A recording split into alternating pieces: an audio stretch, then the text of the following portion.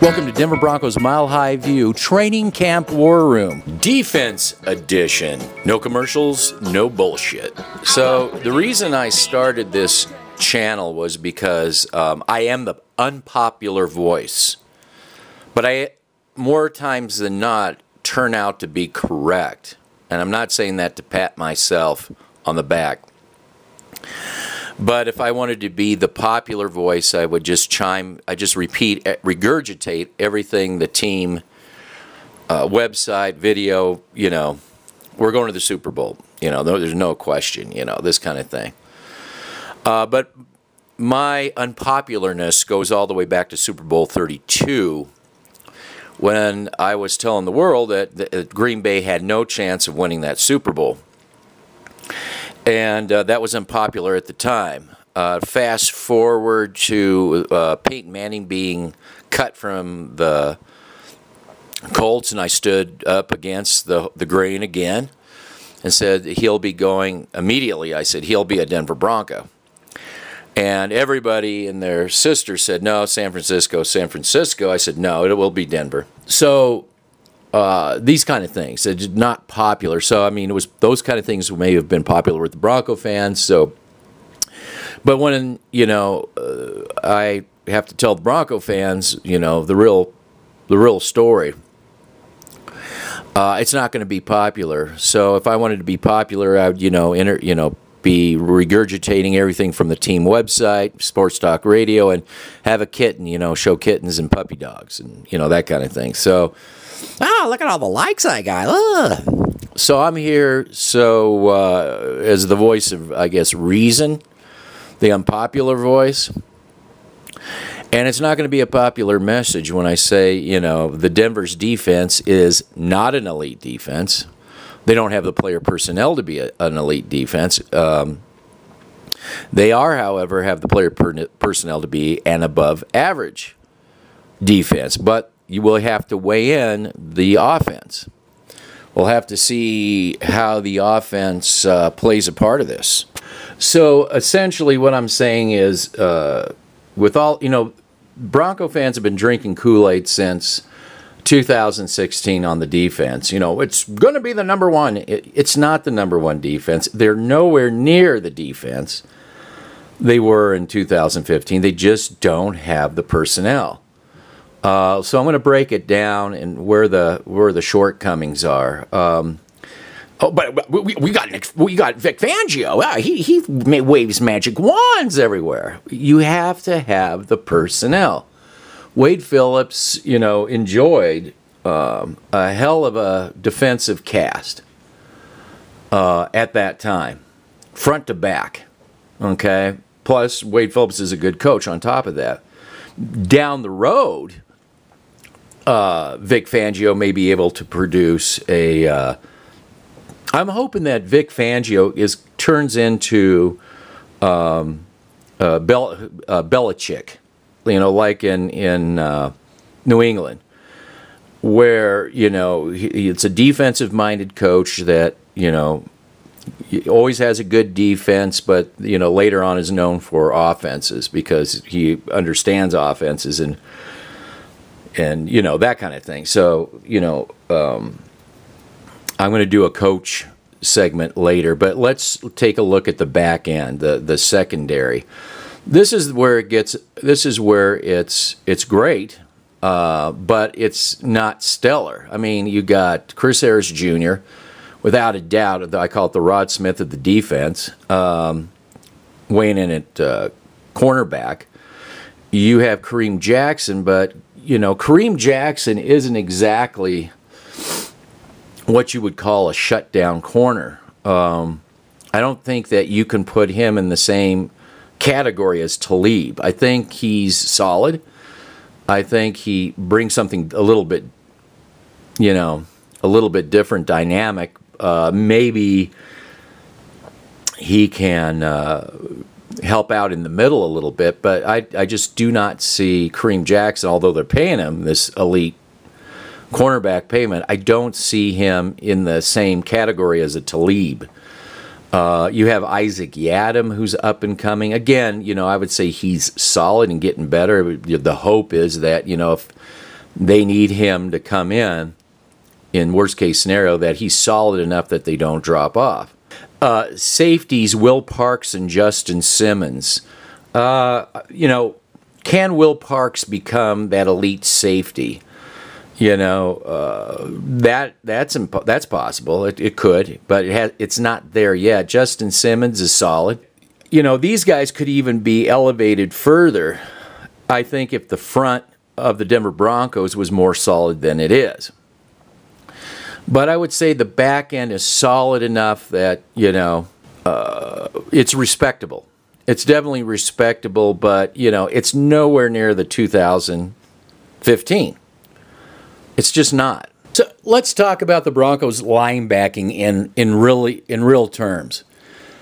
They'll say linebacker, itself is kind of a misnomer, because the position of linebacker doesn't just back the line, and this is where we have Von Miller and Chubb in the role of defensive end, okay, backing the line, and a lot of success came with Chubb coming up in the middle where they're weak, and I'll get into that in a minute. But there's another component to line backing, and that is also backing the backfield, because you got to drop these guys into coverage. It's not just about bull rushing quarterbacks.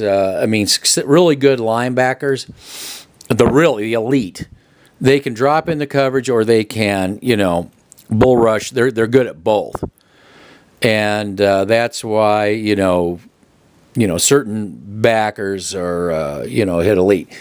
The problem for the Broncos, what was interesting, I have to also mention, is what Vic Fangio said, what no Kool-Aid drinker has been talking about, and Vic Fangio has been saying this before he actually came to Denver. When it was announced, is that the first thing he said is, Von Miller is going to have to do more. He's going to have to elevate his game. And I think that's profound in the sense that, it's not just him. I think Chubb's going to have to elevate his too, because Chubb isn't so much a cover guy, and they've been really trying to work with him.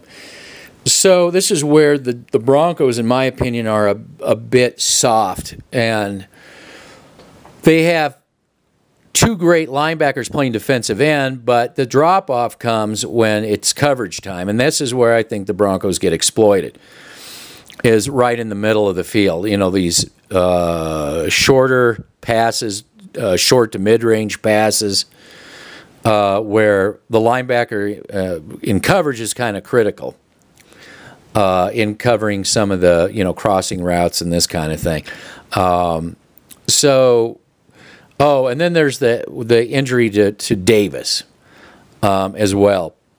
Now, a calf injury can go on for a long time. So I think what's going to have to be looked at this season is how they are in coverage. We all know that Chubb and Von Miller can bull rush, with the best of them, but coverage is another story. Now, here's where Davis probably was the better coverage guy, but when if you have a nagging calf injury, that may go. So this is a weak spot, I think, for the Broncos, is linebacker coverage. If I'm going to exploit the defense, I'm going to probably exploit shorter, just the obvious Patriot type system where you get the shorter to mid-range passes. And that's barring they actually are playing against teams that have, decent receivers that can get separation and get open. But that's the other team's problem.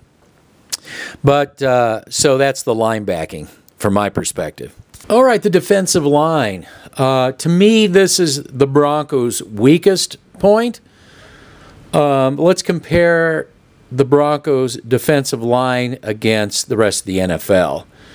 Just off the top of my head, I would put them probably in the top 10, perhaps. Definitely the top half.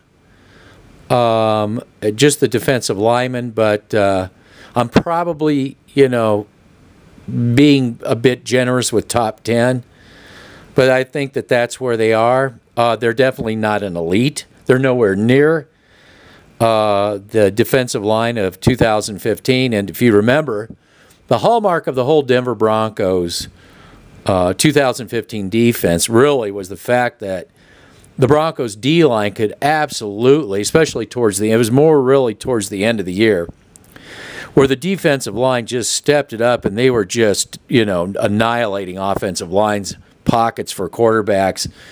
And that's really what carried them right in through the Super Bowl. And obviously that was felt in Super Bowl 50 where, Cam Newton didn't stand a chance. I don't believe you have any of that now. So everybody else, it's going to have to be a step up. Shelby Harris, I don't think he's solid, but I don't believe that he's going to be pushing, quarterback, the ball in the quarterback's face. Draymond Jones is new, maybe an up and comer. Walker is interesting, defensive end. Walker is interesting because that's really what he excelled at in college, and he seems to be excelling in camp at that. Will he prove to be, again, was this another huge mistake by the Woods era? Should he have been left in the defensive end? The interior of the Broncos, I definitely don't have confidence in. I think when you had Malik Jackson, and then Derek Wolfe, that combination was really, really good. Derek Wolfe is pretty injury prone, has kind of have a history of that. So if he's having to do a lot on his own, he's going to be in and out. Adam Gotsis is solid, but I wouldn't put him in any kind of an elite in any kind of an elite situation. Again, Shelby Harris is solid, but again, I don't think that he's going to be pushing anybody back. We're going to see how Draymond Jones develops. Zach Carr, is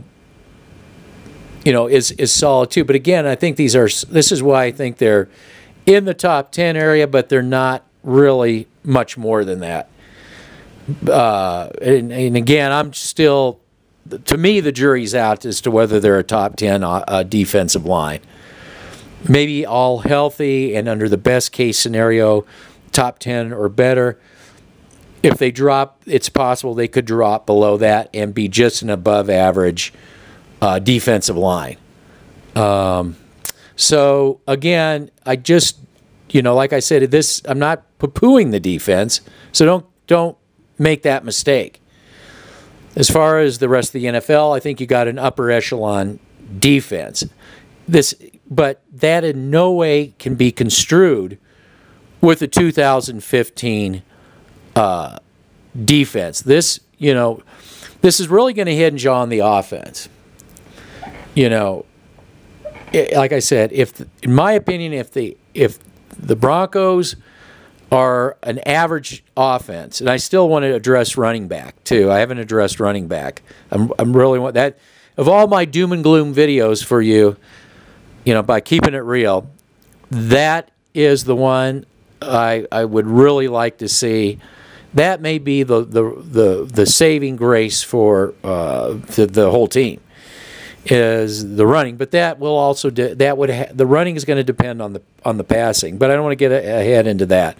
I'm just saying that if the offense is average with an above average defense, maybe they could, if the best case scenario, the ball bounces their way, the calls go their way, however you want to call it, the injuries go their way, maybe they sneak into a wild card position because everything went fine for them. And in that case, I think it would be a huge, huge victory for this team. In my opinion, they're just, all in all, what it comes down to, they're just another average 8-8 team with strengths and weaknesses equal to their counterparts, who are also average team, 7-9, 9-7, all of them bubbling in around there. That's just where I see them. So that's my defensive take. Take it or leave it.